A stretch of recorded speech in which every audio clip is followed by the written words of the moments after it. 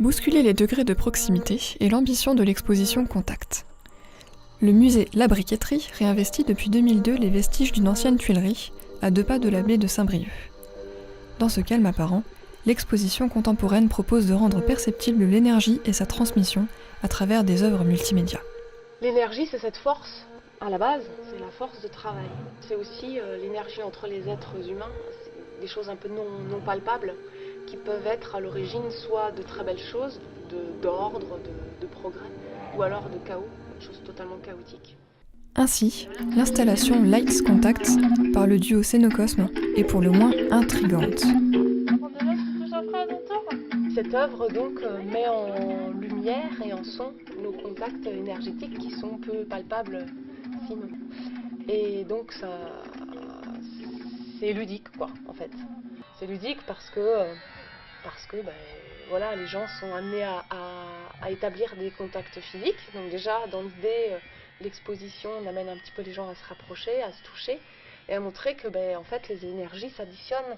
Plus on est en fait à se toucher, plus les sons seront forts et les lumières vives. T'as vu le son? Regarde, tu vois? Il y a un truc avec si tu bouges tes mains.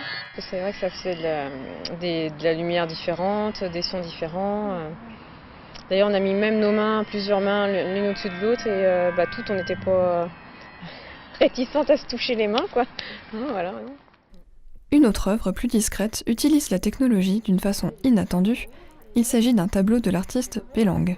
L'idée n'est pas d'utiliser la technologie pour la technologie, mais plutôt par l'émotion qu'elle peut créer et par la valeur ajoutée en fait qu'elle apporte aux médias traditionnels qui sont la sculpture, la peinture, les choses classiques.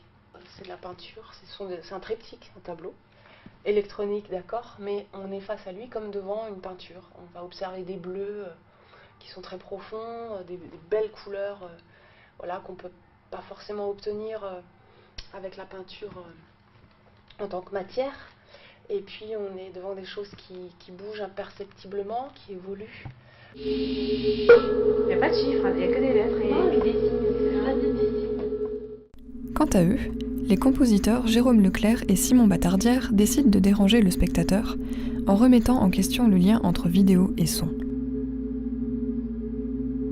Un son est associé à une image qui se déclenche.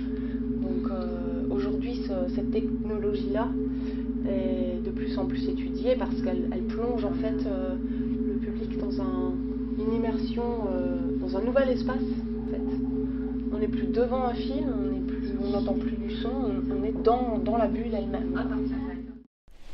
Enfin, les vents du désert du Sahel, captés par Hugues Germain, emportent le spectateur.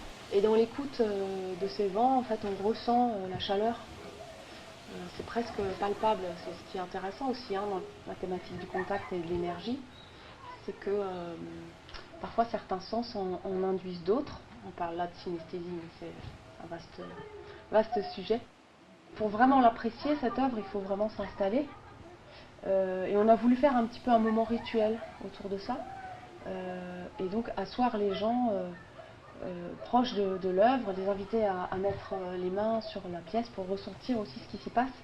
Et ce qui permet aussi d'affûter un petit peu son oreille et d'être à l'écoute. Parce qu'on peut passer à côté en fait. Donc effectivement c'est pour créer un moment un peu plus intimiste, de partage. Et amener les gens à écouter.